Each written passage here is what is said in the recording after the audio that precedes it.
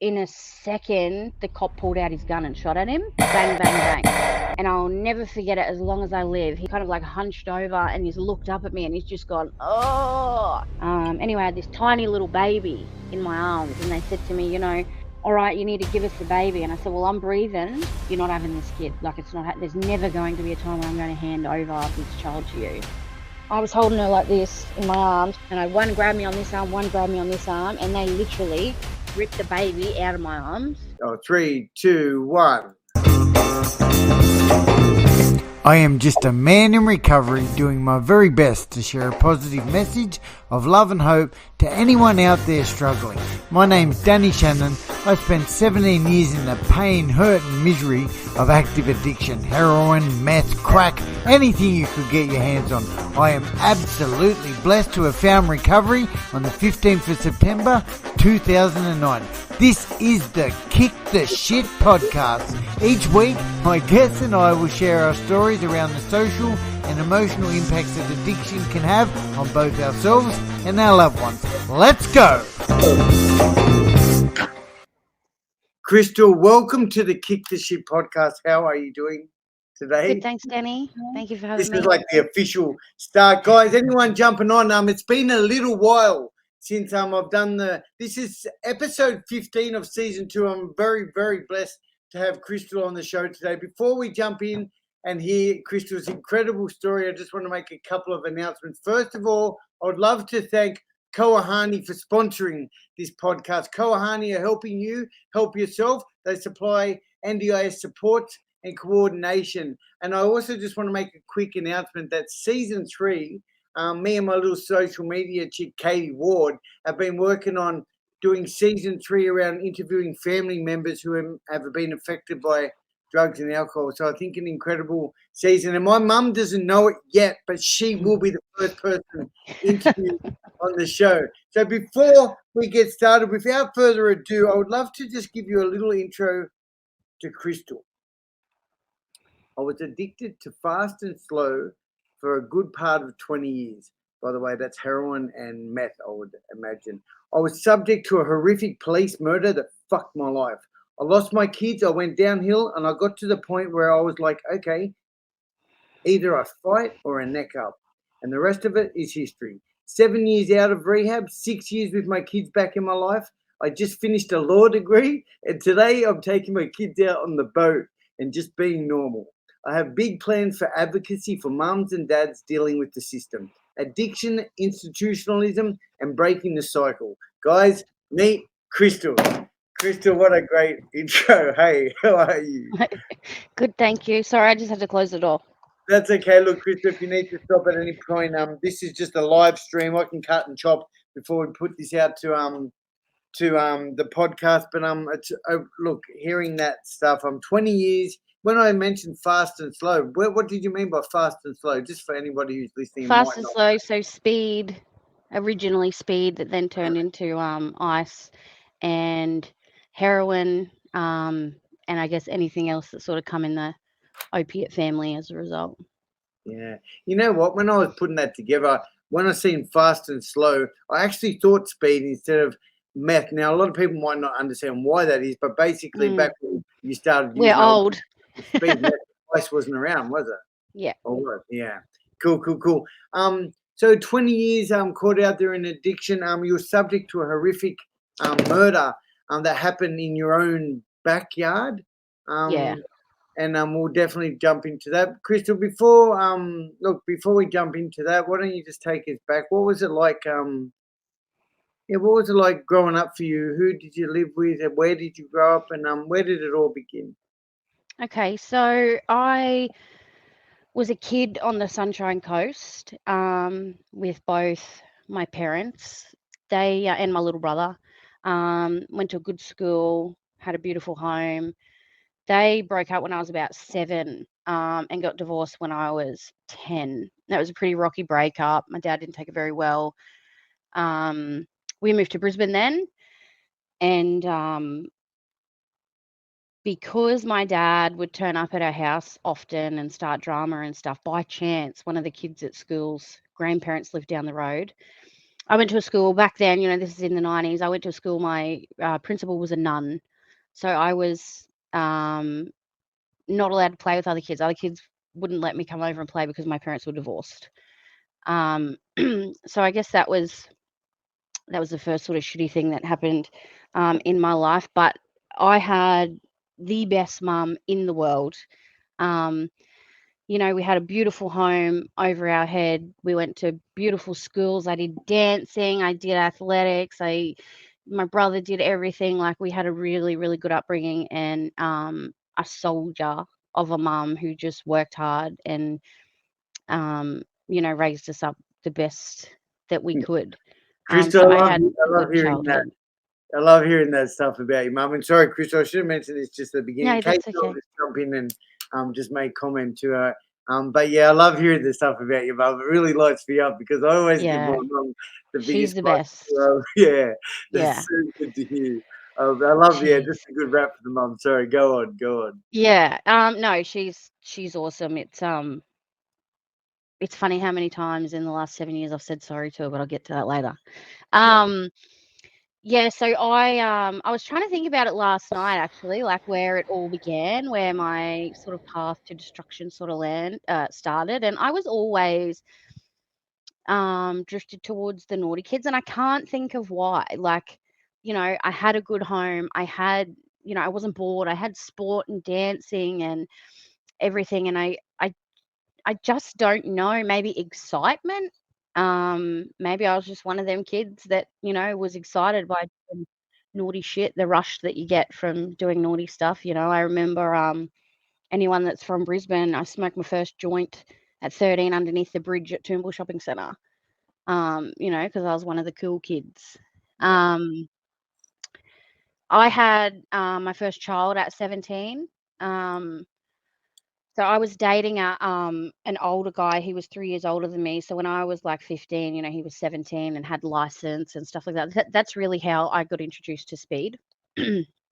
um, and I was thinking about it last night, like the first time that I intravenously used speed. I didn't want to do it. It wasn't meant to be like that. Like all the older boys did it. Us younger girls didn't, but my best friend wanted to try it. And me being the hero that I am, I said to her, "Listen, I'll try it first. So then if I die, like, I'll be the hero." Yeah. Anyway, I did, and you know what? She never did. Never, ever. I guess, and the rest is sort of history. She said a normal life with normal stuff. Do you think, did she see the way you reacted when taking it or something? She's my eldest daughter's godmother, so she has unfortunately seen my rise and fall. Yeah. But yeah, she just never. I don't know why, actually. She never. I'm glad she didn't. So, Um, Krystal, so did she not take the same path as you? No, she didn't. no, no, Well, so maybe that was one moment in time that was the turning point for her. If she took that, she may have yeah, taken maybe, that. probably. To be Yeah. fair, yeah, Well, I mean, I think some people have that bug, that gene in them that, like I became an animal as soon as I picked it up, yeah, My journey was very much like yours too. It kind of started on that path. All right, so thank goodness she didn't pick it up. But yeah, for you, that was the beginning. yeah, yeah.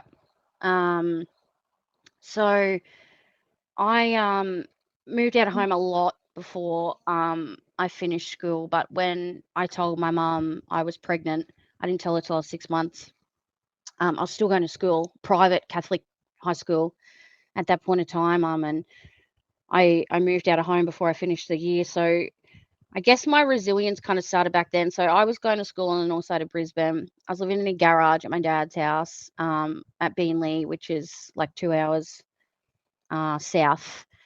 And I was getting up in the morning, getting on the train to the city, and then getting on a bus from the city, and then walking 2Ks to school, and finished grade 12 and had my daughter 3 weeks later. So it kind of just, my using is interesting because I kind of went through phases. Like I went through phases of like when she was a little baby, I was dating this guy and used a lot. But I was always good at functioning, as so many people say, and held down jobs and things like that. I had 2 more children, so I had 3 kids by the time I was 22. And really, I used because the partners that I was with used. Yeah, sure. And I had for a really long time, I had a lot of codependency issues and a lot of self-worth issues. And I measured my worth on how other people, particularly men, treated me. So I think there was that fear for a long time that, well, maybe I don't want to use, but if I don't, he's going to go do it with somebody else, and do all the stuff that comes with that. Krystal, may I just touch on the fact that, from what I've heard, you grew up in a really beautiful, Yeah. beautiful, loving mum, a good household, and you've identified that as being a really a good time in your life, and yet here you are at 22, and saying that you feel really like in need of something else. And I guess what's really important to document there is, like, even coming from a good childhood, because that's kind of my story too. You were still at that point where at that age you had this need to, yeah, and Look, you I found the drugs. I think I had abandonment issues Yeah, where my dad was me concerned. too. Yeah, me too. And also, my mum remarried, or got a new partner. I was a teenager. Mhm. And he didn't really like us kids at all, and kind of gave my mum an ultimatum and was like, I'll be with you, but not while the kids are around, type thing. So as soon as we left home, she moved in with him. So I think I think that stemmed from my non-existent relationship with my dad when I was a kid. I don't know, in regards to men or seeking people's approval, and then maybe, kind of just Yeah, I think spiraled. Yeah, it goes different for everyone, doesn't it? I mean, yeah, that's there's right. always something. There's always something behind. They say, like, addiction often comes from trauma, And I Yeah, don't often absolutely. identify where my trauma is, but here I am, blessed to be in recovery. But I was a bad heroin addict, and Yeah. yeah, it's just all right, cool. So yep. What So yeah, next? young 20s. I was with my kid's dad, and in a pretty bad way there. From Thursday through to Sunday, we'd be on it every week. Many times I wanted to get off it. We had kids now and stuff like that, but again, didn't have. Well, not that I didn't have I didn't really. I don't feel like I had an option. And that's when I started getting into trouble. He would go out and cheat on me. I remember when I was heavily pregnant with our son, he went missing, and he was actually having an affair with the drug dealer. Almost missed our kid's birth. I went out one New Year's Eve and come home and found his ex-girlfriend in my room, and I just lost it. Attacked him pretty violently. I was really violent when I was in my teenage years and in my 20s and even into my 30s, young 30s. But I don't know why. Like, I never saw violence like with my parents or anything like that. I guess, I don't know, I just had a lot of anger and didn't know how to deal with it. So I would Was just it under the live with influence it. you're violent, like when you're high? It didn't Always. discriminate. Yeah. Didn't Okay. discriminate Yeah. really. Yeah. Yeah, no, it wasn't only when I was under the influence. It was just, I had no ability of dealing with feelings, I guess, because when you look back, I started smoking weed at 13. By the time I was 15, I was, using speed and stuff like that. So I guess by this stage, and obviously heavily drinking, I had no ability already to deal with feelings. Yeah. So yeah, violence was one of the coping mechanisms, I guess. So it was a really long, horrible time with the kid's dad. It was by chance that we got into a punch on once, and he cracked me in the face, and I had tried to call my dad, and he'd taken the phone off me, and when I didn't call my dad back, my dad tried to call me back and he didn't answer the phone because I hid it. I hid the DV from everybody because I knew we'd get back together. Didn't want everybody to, you know, turn on him. It was by chance that day he rang me back and he come straight down and he saw, you know, that I was all punched up, and that was kind of it. I was forced really to leave him. Thank God. Thank you, Dad. So yeah, I still, by that time, I kind of, that was not long before Jason was killed. So Jason was a friend of mine. I actually grew up with his younger brother, and had met him through the years. And not long before that, I actually met a really important person in my life for 10 years on and off, and his name was Craig. I was dating him at that point in time. So long story short, we lived on the north side of Brisbane. There were these cops, CIB, that hated all of us. You know, by this stage, my younger brother, he's 3 years younger than me, he had been in jail, I think, 3 or 4 times. He was out, you know, doing crime. I was helping him do crime, but I was never allowed to actually be involved. So what about you, Krystal? Had you been to jail? No. So I was, okay, so my brother, my best friends, my partners, my kids' dads, everyone around me has been to jail. Yeah. But I was the one, you know, if somebody had a hottie, it would be, you're not allowed in it because you're the smart one. You're going to go somewhere and you need to look after the kids when we all go to jail, which is exactly how it turned out. You know, I was the one that wasn't allowed to. So I guess I'm lucky I didn't end up in jail, but the reason I didn't end up in jail was because I wasn't allowed to. Thank goodness. Well. So yeah, there was police. You know, at this stage I was getting raided all the time, looking for my brother, looking for never drugs, mainly people on the run and stolen stuff. So there were these police, they had hard-ons for all of us. And my friend, he actually, I don't even know how they came to my house, but they came to my house looking for him and he wasn't there. And I said to them, they said, you know, is he here? I said, no, like, why would he be here? You know, I was being a total smartass because I hated these people. I dealt with them all the time. Anyway, there's 2 of them. And as they were leaving, I heard someone jump over the back fence. And I thought, that's Jason. So I was standing in my kitchen and I yelled really loudly, not yelled, but spoke really loudly. And I was like, all right, detective, see you later, to try and give him a heads up that they were there and get the fuck out of here, you know. Unfortunately, that didn't happen. And one thing led to the other. You know, he started walking towards the police officer like he was going to tackle him, and in a second the cop pulled out his gun and shot at him.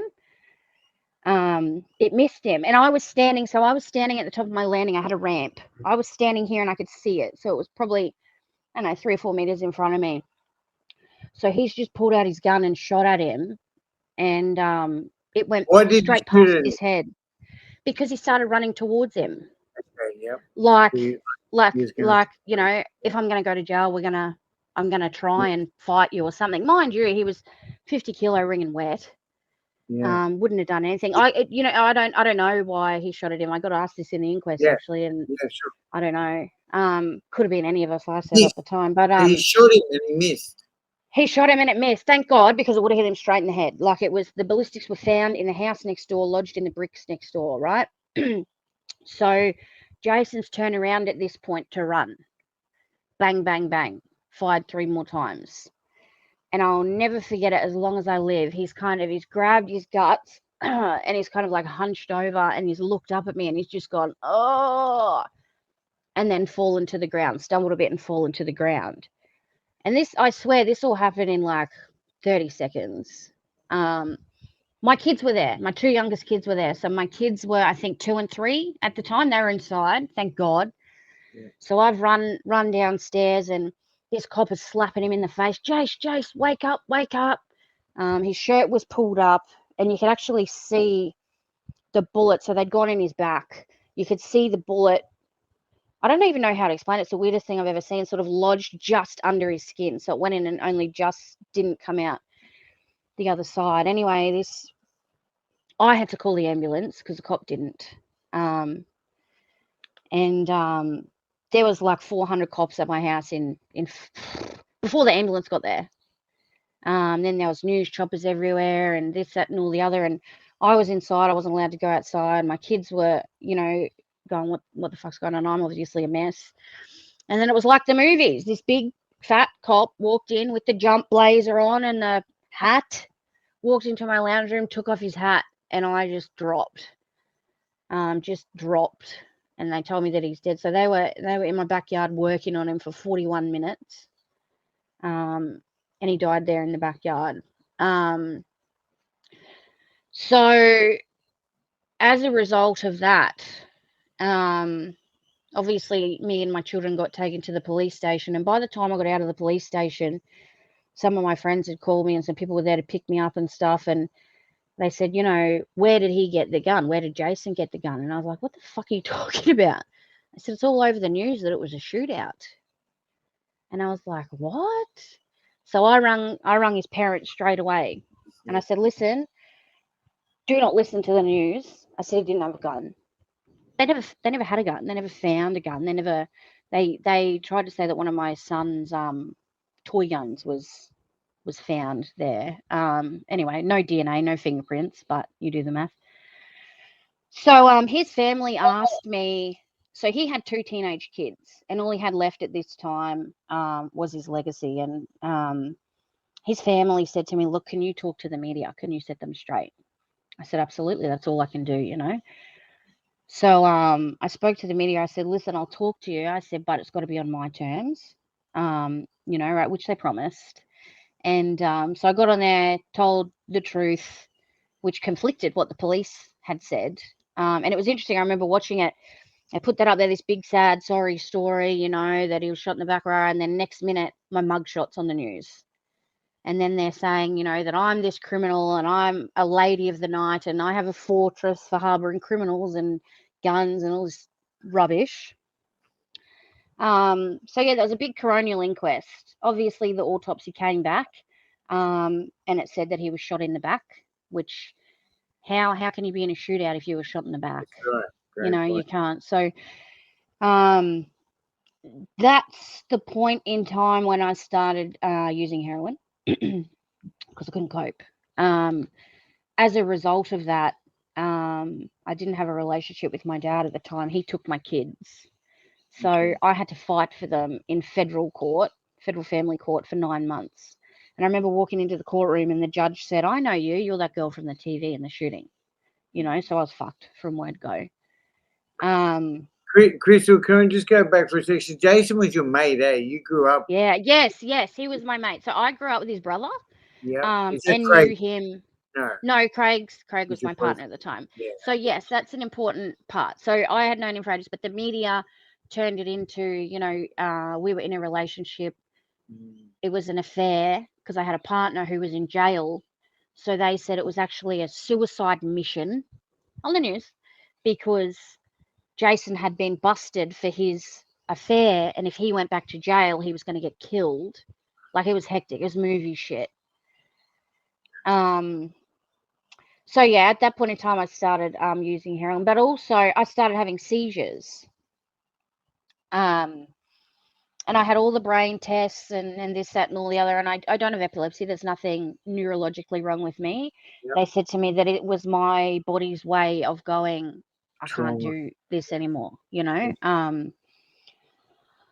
So yeah, that's when I started sort of switching from the fast to the slow. Obviously, trying to deal with my dad fighting me for my kids while grieving, while being the only witness. It was me versus QPS. That was it.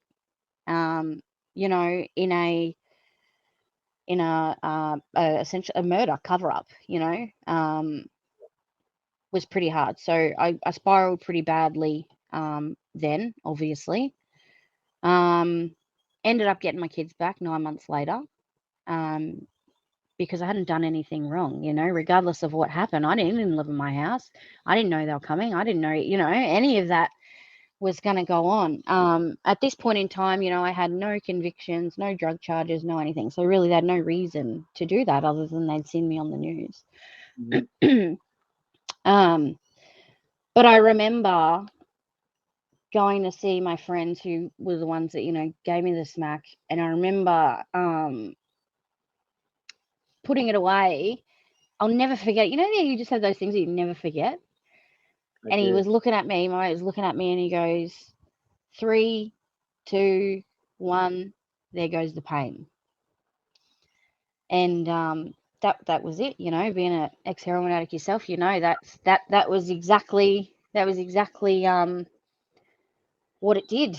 3, 2, 1, pain's gone. And in the beginning, Yeah, yes, that's right. First one.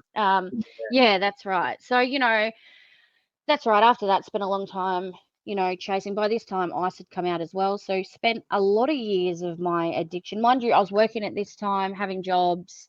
Don't know how I was able to hold it down. What were you doing for work? So I worked in a bank for a really long time.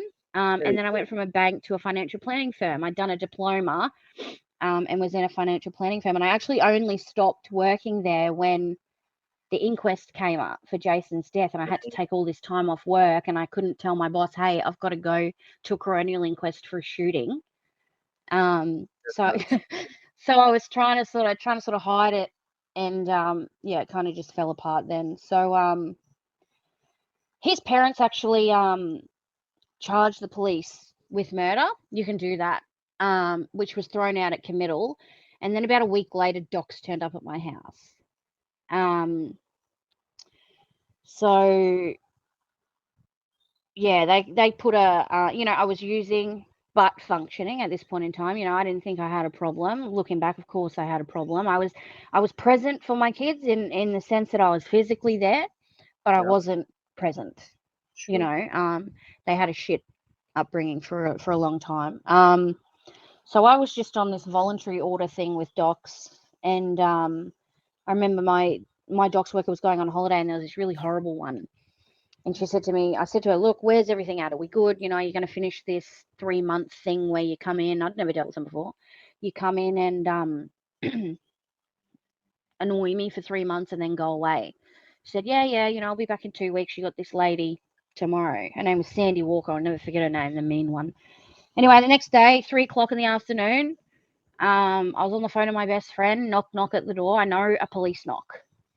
And it was the cops. And I went to the front door. So by this stage, guys, I'd had another baby. So I had a 6-week-old baby.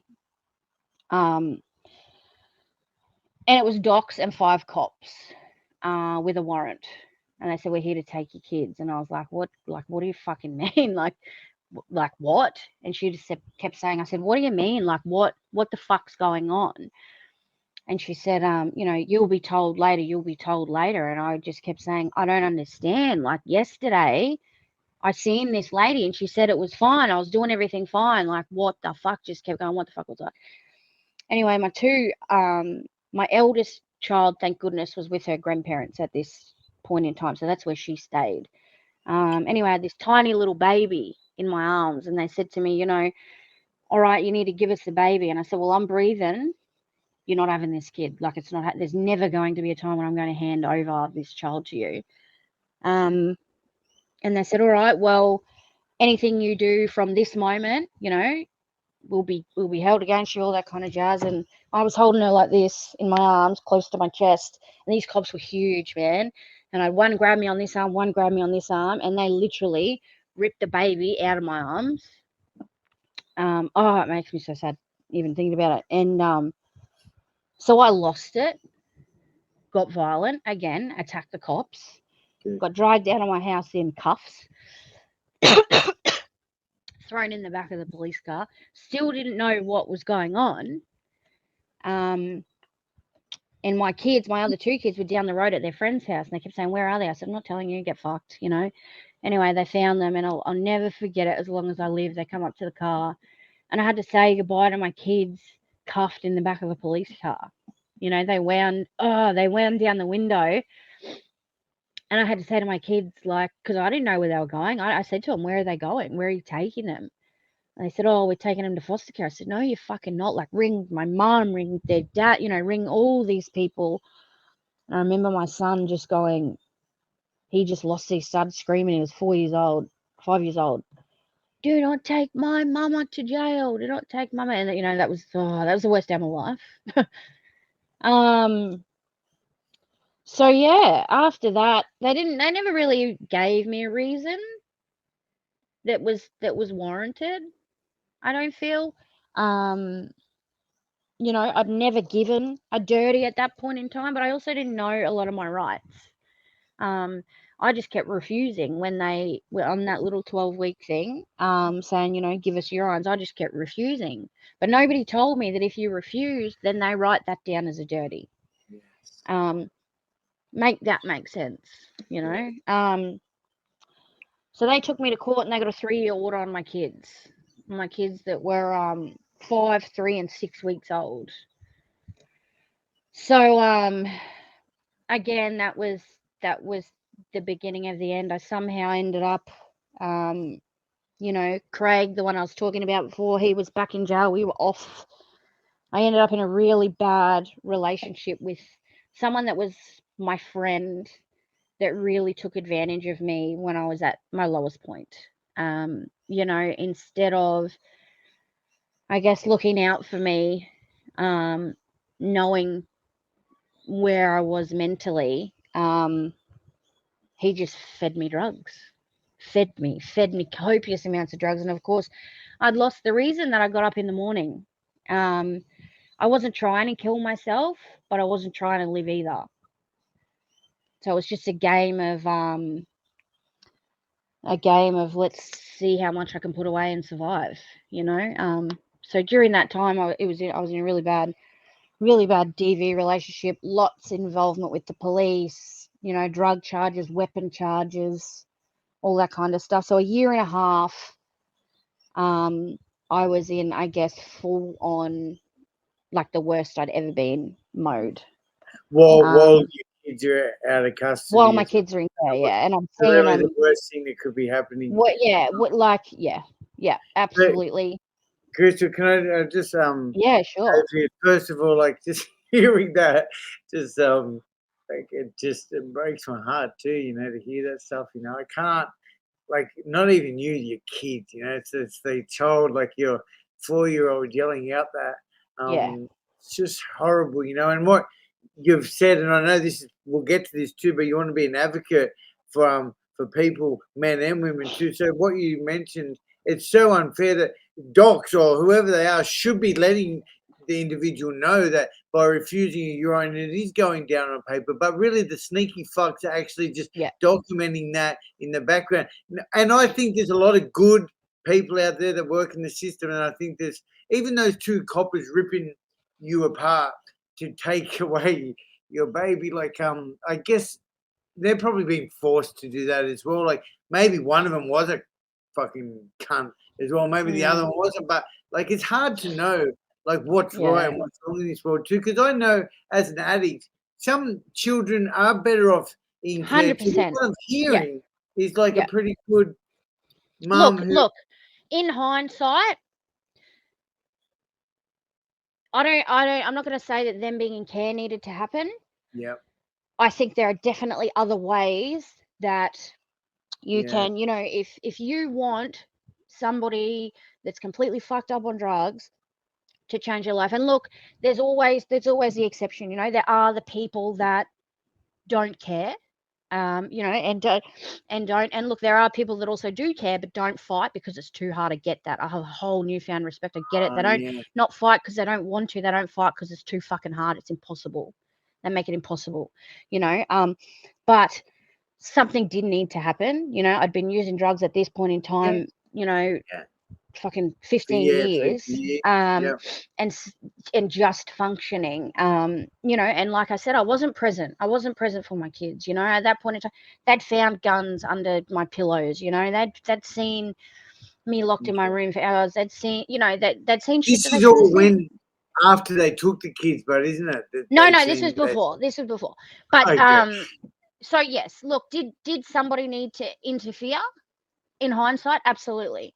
But there are different ways. I wasn't even given a fucking chance to try It's just before they were horrible. taken, you know. And The whole thing is just horrible, you know. that's right. Krystal, And look, I think, yeah, go.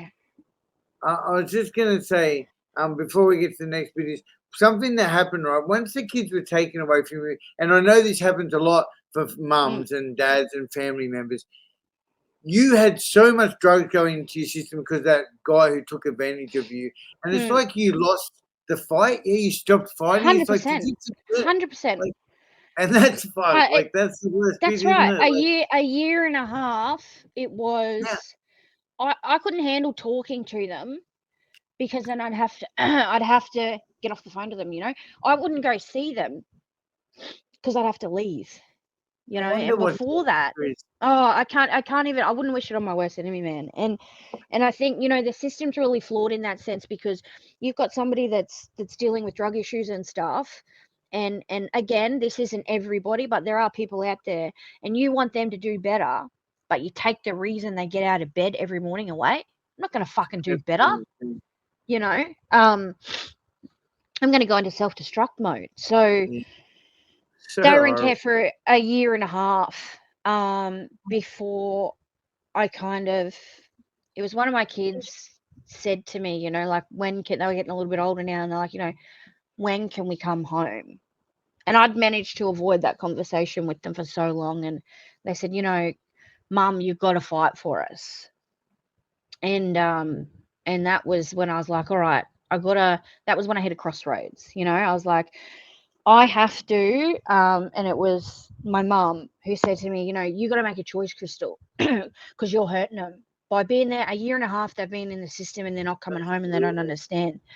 So you have to make a choice. You have to either fight to the death and do what Docs wants you to do, jump through their fucking hoops, do everything that they want you to do, or you've got to leave them and let them live their life, because they don't deserve for you to be walking in and working out, you know. That's and you know what, I am angry at Docs, and I do blame Docs, because I got that bad because you took my kid, you fucking pieces of shit. But yeah, so at that point in time, I thought, you know, I thought about it, and look, I understand why people walk away dealing with Docs. I get it. And it's not because I don't care, it's because it's impossible. But I thought at that point, all right, well, if I'm breathing, I'm fighting. They're my kids. I will fight until the end, and then, you know, keep fighting, I guess. So I went to rehab. Child safety been on my ass about going to rehab for ages, and I remember my brother called me from jail and he said, you need to do it. He goes, even if you don't need it, which I didn't think I needed it, get the piece of paper. Get the piece of paper and give it to him, you know. And so I did it. It was a residential rehab, and it was really good because it got me away from that nutcase boyfriend too. Which I probably wouldn't have survived if I would have stayed with him. And his violence. So yeah, I went into rehab, worst attitude in the world. Didn't think I had a problem, didn't like anyone, didn't want to talk to anyone, never been to an NA meeting in my life. I remember going to the meetings, and I thought it was a setup. I thought my family had paid these people to come in here and tell stuff that I could relate to, so it would sink into my head. I thought it was a setup. And at that point in time, I seen these two women, and they were there with their kids. They both had 4 kids, and I had never seen anybody lose their kids and get them back, or kick the drugs for good, you know. And I remember sitting there watching these women in the meetings juggling kids on their legs, and kids throwing tantrums and opening packets, and them getting the shits because the kids are running rampant and stuff. And I was just sitting there thinking, man, that's what I want, you know. And that gave me hope. So both of these women, their kids had been in the system, and here they were with their kids back. So I just started after that doing what they told me to do, shutting my mouth and listening, not engaging, but listening, not fighting. And I didn't finish the rehab program. I actually left. It's a 4-month program. I was there for like 7 months because I left. Do you want to mention the program? What program? Yeah, Who's Najara. So it's Who's. There's one down in Sydney, but this one is at Nambour, on the Sunshine Coast. It's really good. Changed my life. By the way, I know. Literally, I've probably got 200 people in my contacts list on my phone who are clean from that service from Who's. Yeah. Literally, I know people everywhere who are clean from that program. It's a big shout out to Who's for sure. Absolutely. Saved my life. Gave my mum her daughter back, gave my kids their mama back, and gave me myself back, and if I hadn't have lived it, I wouldn't have believed, and I didn't when I first went in there and seen them other people in the room. I thought it was a fucking setup. I thought, they're all actors and stuff, and the only reason I believe it is because I've lived it. Okay, Krystal, just on that, like I've heard that scenario quite a few times in my time of recovery, and really, when someone like me, because that didn't actually happen for me, and even a normal person hears that, we're thinking, did you really think that? Did you truly think that they'd paid someone to come in and act, put on a show for you? Tell me a bit more. Were you in psychosis, or were you? No, I never. Interestingly enough, I never got psychosis. My brother does really bad. He's a full-blown schizophrenic now from drug use. I was lucky and never got that. But I thought that my mum, because she loved me so much, she had somehow organised in the background with the rehab, and I don't know, had an interview with them and said, all right, this is what she's done, and rah, rah, rah, rah.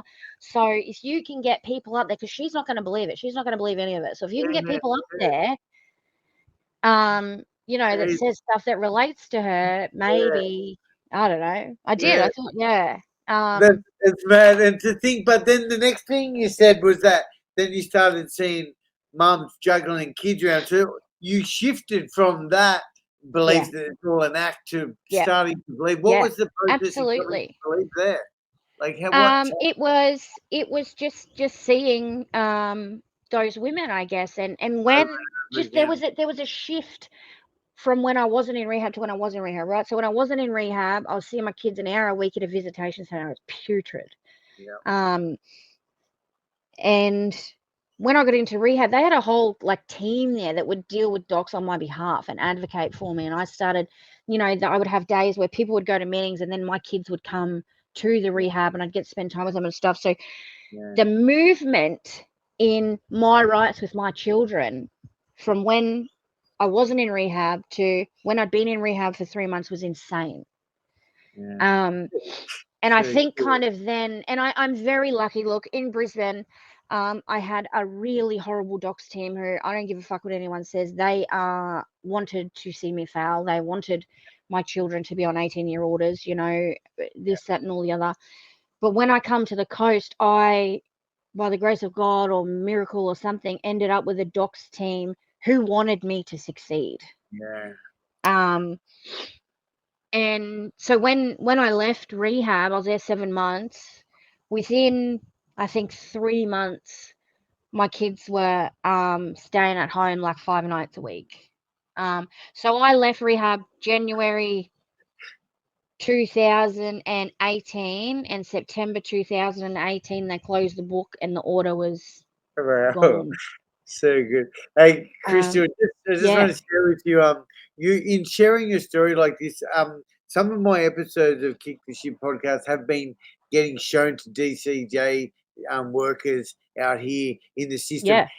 Uneducated, like they're uni students, they don't know the facts. They don't hear it from this experience. So they're starting to understand a little more that we need to hear these stories, just like yours. So important. I just want you to know important. That this will be shown to. I'm going to send it to one of the big bosses. There, good. Because I think, the more we educate workers, because that thing you said about those workers who just wanted to see you fail, they're taught to fucking want to see you fail, you know? That's The right. system, and Yeah. yet if they can understand that recovery is possible and see evidence of like someone like yourself who has got the kids back and has turned it around and what came of it, how it came about to the whole, like, I don't want to be blamed. Look, I could sit there and talk about that all day. I'm really, really passionate about it. I'm really passionate about advocacy for parents that have to deal with child safety because, just very quickly, you know, a lot, 90%, 95% of child safety workers, they don't have life experience. They get taught what they get taught at uni, which is fabulous. I've just done a degree. They're not fucking easy. But if a situation doesn't fit into your little book, what you've learned in your textbook, they don't know what to do. That's fucking pointless because people in addiction, people with trauma, people with complex histories are complex people. And as such have complex issues. So, you know, I'm really, really about advocating for change in that space because it's fucking stupid. Look, it's such a good conversation. Let's talk a little bit about Oh, so hang on. So you've had your kids back in your life for 6 years now. So in 2018, they closed the book on. You've got it back restored, fully restored. Yep. So they closed the case September 2018. And funny, this is so weird. My docs worker lives just around the corner from me. And I had another baby just after that. So I've got 5 kids now. And she was pregnant at the same time. And she's my mate now. I see her at the IGA every day. And when I told her I'd started uni, so I started uni after I got the kids back. I was like, all right, my life isn't hectic enough. What do I do now? Always wanted to be a lawyer since I was a kid, and because I'd seen the system used for so long, I'd seen loopholes and technicalities. I was obsessed with them, and I've seen them used to lock people away. I've seen them used to, you know, take people's kids away, and I've seen them used so many times for bad. And I was like, all right, well, I'm going to use it for good, you know. And I love advocacy, but as a home job tattoo covered person that's lost their kids, that was on drugs for 100 years, nobody's going to listen to me. The only way that I'm going to get them to listen is if I become one of them. So then I started that journey, which I just finished November last year. Just finished my degree. So I graduate in September. What degree is it? Bachelor of Laws. Bachelor of Laws. Well, congratulations again. Incredible. So did that 4 weeks in, COVID hit. So that was quite a an effort, and 1 year in, that Craig who I mentioned earlier, he died of a sudden freak accident, and that was the biggest test that I've had in my recovery. But because I had all these tools, that absolutely leveled me, but I didn't pick up. I don't know how. I do know how, but I'm shocked every day, you know. And I've done to survive that, really helped me, I guess, in hindsight now, show me how much of a strong person I am, you know, and that drugs doesn't have to be the thing that helps you get through stuff, you know. And I've worked a lot on myself and this and that, you know. I've got a really great partner now he's in recovery too. It was funny when we first got together. He was fresh out of jail. It was a recipe for disaster. Ask all the girls, they're all in here.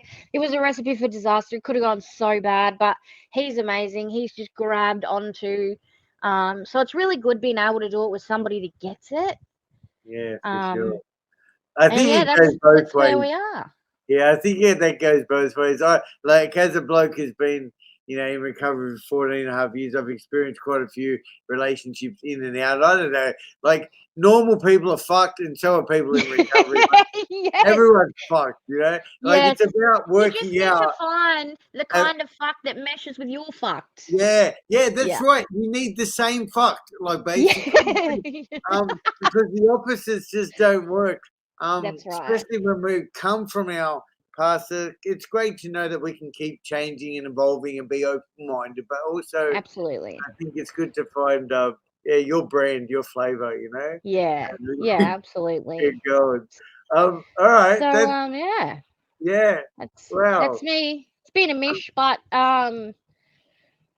everything I've done is worth it, you know. And I guess if I had to sort of say what I don't know, the key principle to take from my story is you just don't know. I think as a human, as a woman, as an addict, as a mother, you just don't know how strong you are and how resilient you can be and how much you can change and how much you can fight and survive.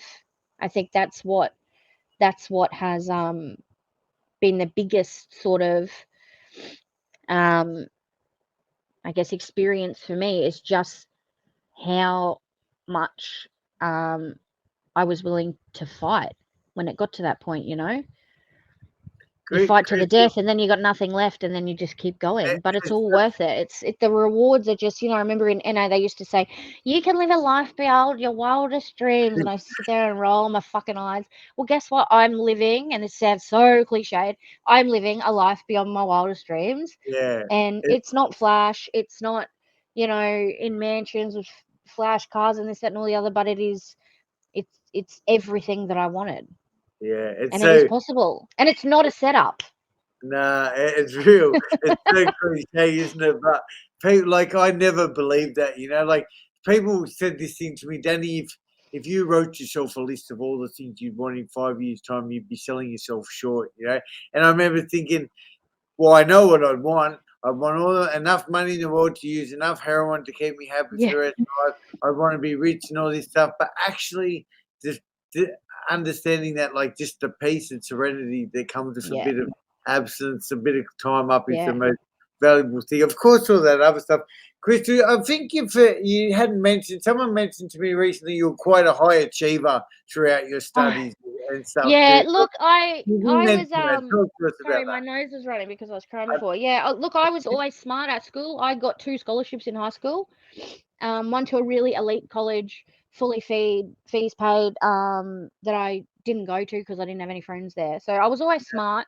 Um, but yeah, look, I have won in my first year of uni. I won. I was one of 4. The cohort, I think there was about 400, and I was one of 4 high distinctions overall. So I got a little shout out thing for that, and Yeah, I wow. got I the never got highest a high mark distinction. in the cohort for criminal law, and then I won about 4 different sort of bursaries and awards and stuff. But I did win this one. It was a cash one. It was $5,000. It's called the Justin Crosby Memorial Award, and that was for high achievers. So I had to go Won to it. this big dinner. Yeah. I had to go to this big dinner with like 300 lawyers and judges and get up and speak and take the award and stuff like that. I've won you know, Indigenous Women's Achieving Award. I won heaps of awards. Wow. Yeah, yeah. Yeah, So my nan, she's pretty cute. She's got this. Haven't won one in the last year or so, but you know, I did. I had to print them all out and give them to my nan in a little book. She shows all her little friends. what a beautiful, Yeah. what a beautiful thing to give to you, Nat. Krystal, all right, we're coming towards the end. We're going to answer some questions as well. So, guys, if you want to ask Krystal any questions, you can start dropping them now. What I want to ask you is 2 things in particular, Krystal. First of all, any words of wisdom you would give? I know I'm putting you on the spot, but if you could share one big nugget of gold with the audience, what would you say? You can take your time if you like. Just what would be a powerful thing you could share with the viewers? All right, 2 things. And I guess they're both related to addiction and also normal life. And they're probably 2 of the most valuable lessons that I've ever learned. One is always sleep on it. So if there's a big you know, altercation, a discussion, or a decision that needs to be made, or a response that needs to be had to an argument or a situation or anything, sleep on it. Because I think we Right. as addicts are very good at making irrational decisions and acting on feelings and stuff like that. And it's just so crazy how I don't even know how to explain it. Just fucking do it. All right. Just sleep on it.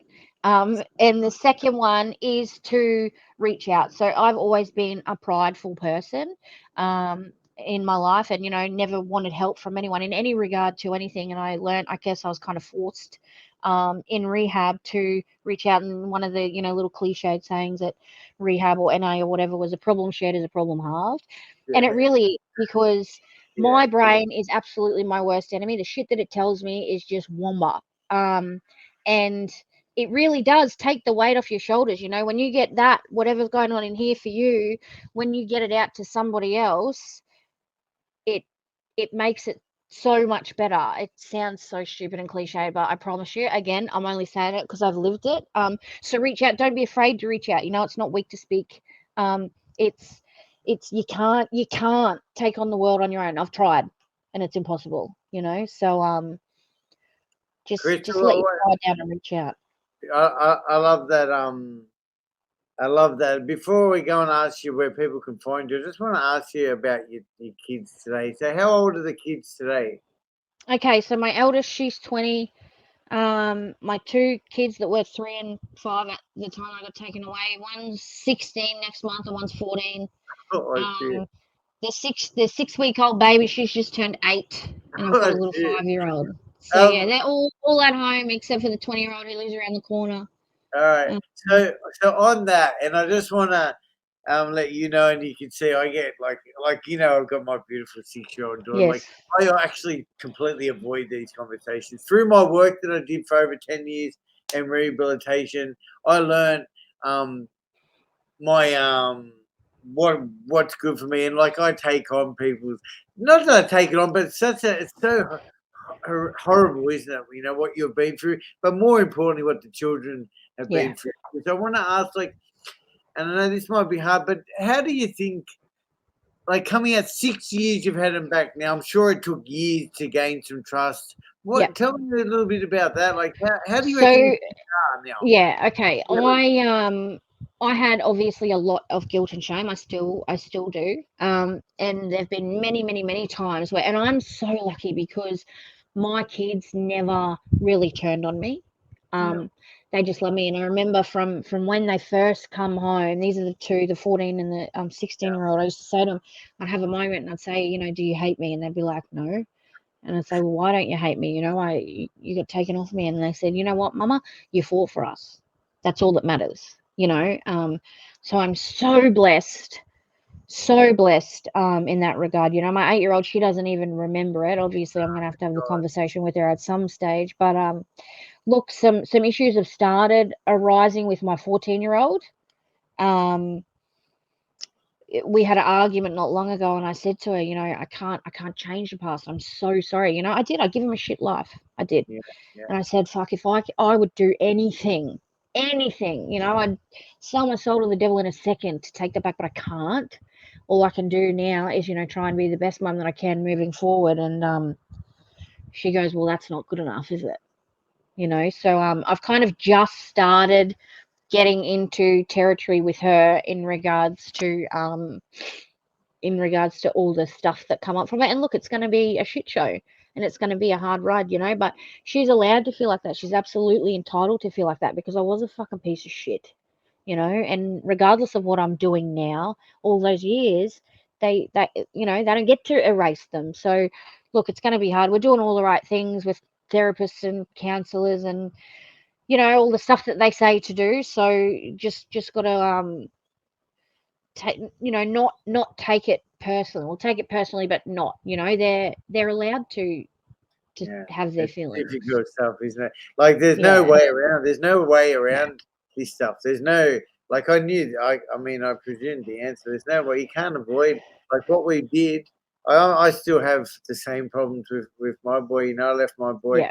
My boy grew up visiting me in jails and institutions the first part of his life, like they don't forget that stuff. No, I mean, and that's not a message to anyone. Like you hearing that's not going to stop you using and abusing substances, but like it does damage. Like it really does damage. And it's hard when you're clean and when you're in a really good place in your life. That's when they'll come to you and they'll go, you know what? By the way, I love you, but fuck you. And having to deal with that and having to come up with an answer because they want fucking answers. It's hard. Yeah. It is. It's really hard. So you need to have a really good support network and people that you can reach out to and lean on in them times because it's fucked. Which, guys, absolutely leads me on to our next season around the next season on Kick This Shit podcast, we're going to be interviewing my mum, number one. I've put my mum through so much, as you have too. And I'd love to get your mum. Yeah, I was here just going to as think well. that she's dealt with me and my brother. She'd be good to have on. Poor well, thing. I don't know look, how she's still alive.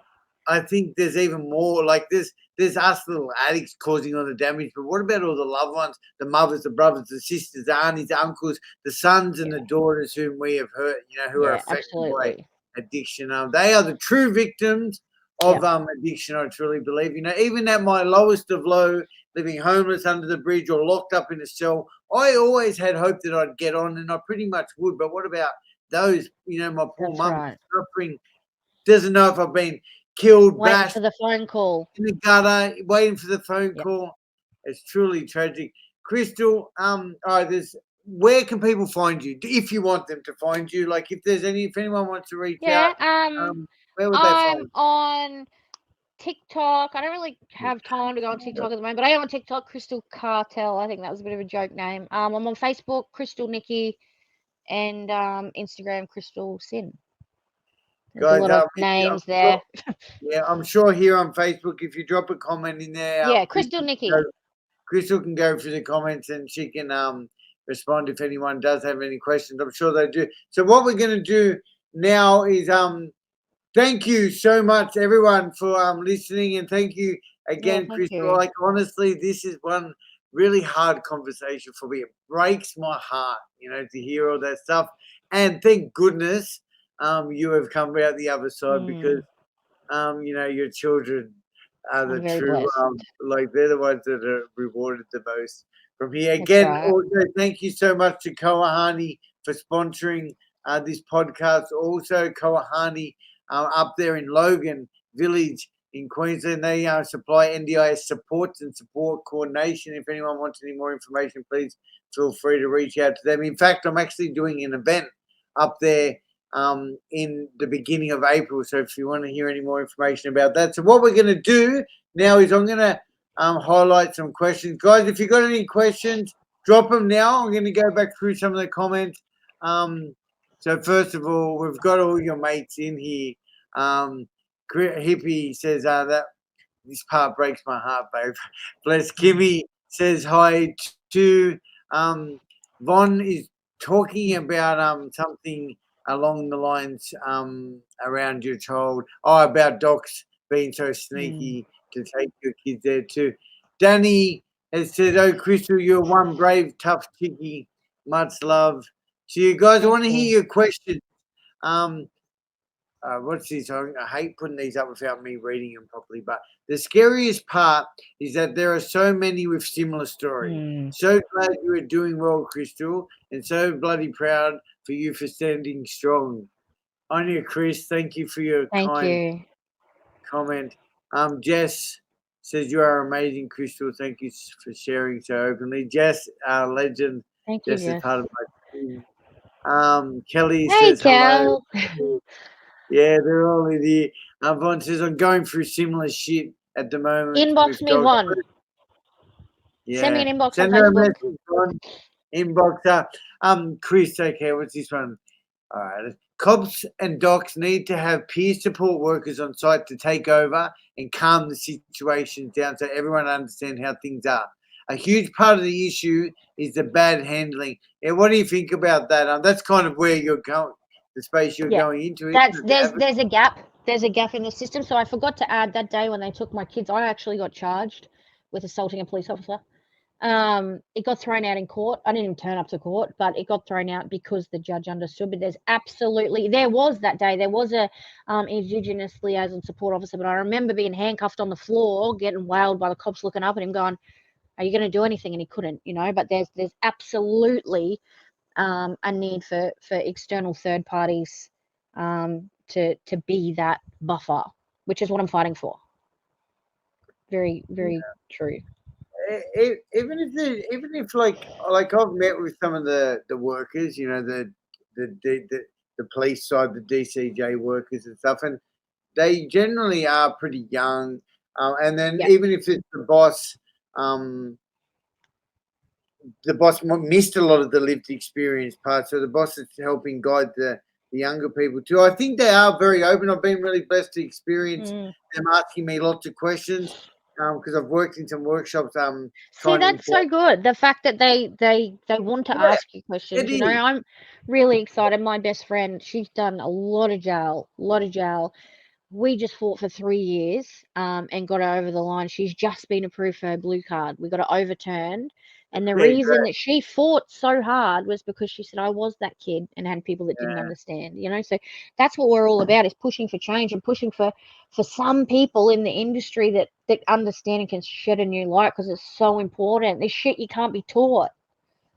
By the way, a blue card is working with children. Yeah. So there's certain things that are disqualifying factors, and she had a disqualifying factor, but we got it overturned. Yeah. All right, so I'll go to the end. Chris is asking that we need Danny, Gary, and Krystal. Yeah, we need Danny, Gary, Krystal, and other political party. I'll be the face. Yeah, well, yeah. No, I love Danny, guys. Don't get me writing reports and shit, because I only use audio message. I don't even use. I've noticed. Krystal, Katie, you legend. Katie gave you lots of plugs, by the way. Krystal, thanks, how did you Katie. get such a wicked last name? I don't know. I was born with it. It is a wicked and you know what? You know what? Being a kid going to a Catholic school my whole life with like nuns as teachers and stuff, it was awesome. Yeah, someone mentioned something about that back. Krystal, I'm super proud of you, honey, to come back from all that and live out your dreams is absolutely amazing. Yes, Sarah Jane. It really is. Kimmy says, Krystal, you are an amazing woman. Thank you so much for sharing. You're a huge inspiration. Very, very proud. Danny and Krystal, you both know my situation, and you've both played a huge role in assisting me. Bless, Kimmy. Thanks, Kimmy. And I just put one up by him. Have you gone in front of the board in regards to becoming a lawyer as yet? No, I haven't yet. So I've taken a year off essentially from uni. I'm just trying to earn some money and pay some bills at the moment. And I'm trying to, I was talking to Danny before the show, I'm trying to just really work on my networking for the next year, my professional networking, because it's going to be hard because of my criminal history and my history and stuff like that. So I really need to get a whole lot of professional people on my side, or helping me, or, you know, believing in me and stuff like that. So I'm probably going to do that in another year. So stay tuned. Cool. You know what, Danny? Krystal, yeah, Danny's always your boy. He's super supportive. Krystal, you're so inspiring. You should be proud of yourself. You know, yeah, Krystal, like, honestly, this is something that's so dear to me for so many reasons. And honestly, the reason why I never get involved in this side of things too much is because I get too emotional around it. Like, it actually stays with me. Like, I will ruminate. Things will go over my head later. That's why I have to kind of avoid, which I don't know, it's just me, you know, like, I'm way too, having a daughter who I had 2 weeks that she was taken away from me, and not through any fault of mine, but it was I went crazy. I was doing some crazy ass shit, which made it worse. But yeah, it's a horrific thing for any parent. It is. You can't even put it into words. You know, but you know what's worse than being in that horrific place? Being in that horrific place and having nobody to help or stand up, or nobody listen to your voice. That's worse. True. It's important. There's a massive gap. It needs to be addressed, because people are at their most vulnerable in that time, and just it's just fucked. You know, I've got one more question before we finish. This is a really deep, dark question. Something you said, right? You said at one point when it was about a year gone, you were running amok, your kids have been out of care, and your children said to your mum, you need to fight for us, right? And one of your family members said to you, or someone said, Krystal, you either fucking leave the kids alone or you fight. So what do you reckon?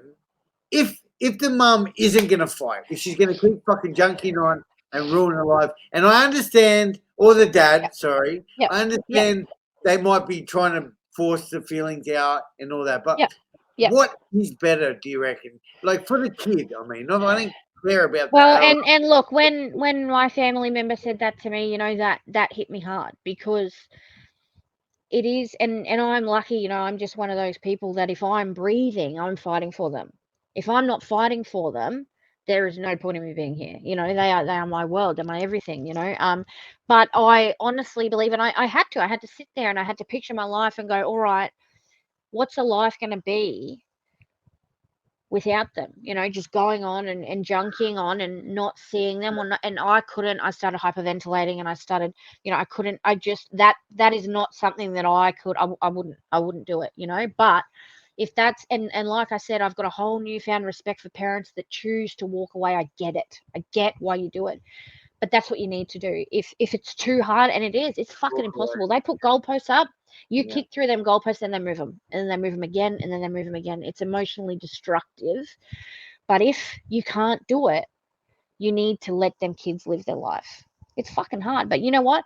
We being selfish, because when we're in addiction, yes, we are selfish. We're being self-serving. Those kids having us go in and out of their life, you know, go in and see them for a weekend, or they look forward to that visit for a 1 hour on a Wednesday. And if you don't turn up, they don't care why you didn't turn up.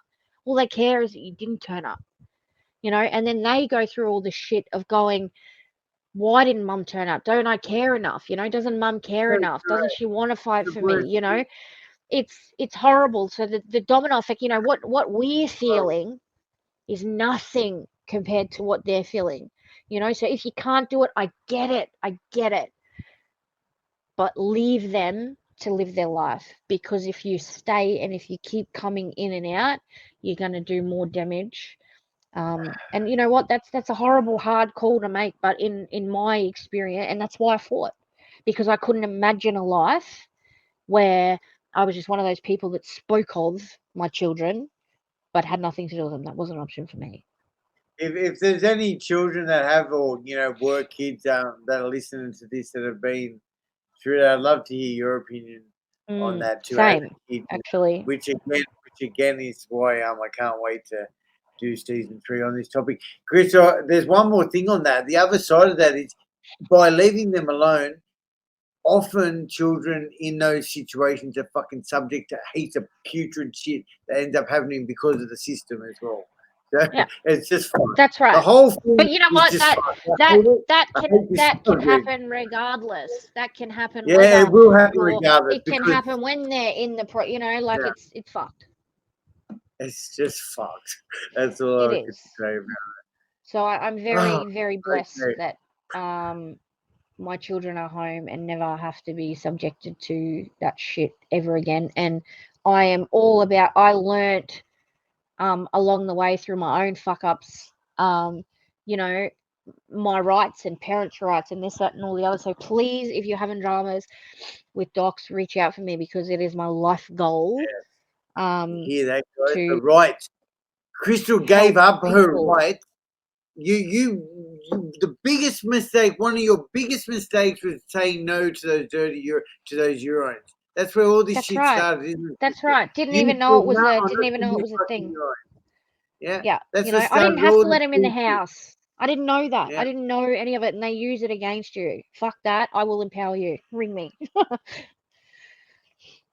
Yeah, that's the power is knowledge. You know, if you know what your rights are, and you know what their rights and responsibilities are, you're much better off already. What an emotional episode. Krystal, stay with me, guys. Everyone, thank you so much for joining us. The grand finale, what a cracker for season 2. Stay tuned. I should just give a quick shout out also, guys, to Encapsulator is my video journaling app. It's on screen at the bottom. It's available on iOS and Android. You guys, there's over 30 plus programs, expert design programs to help you explore your hopes, your dreams, your fears, and your future aspirations. If anybody wants to jump on iOS or Android and download Encapsulator, I'd love to hear your support and feedback. Krystal will stay there. Guys, everyone, thank you so much. Goodbye. Thank you. I'm going to end the stream.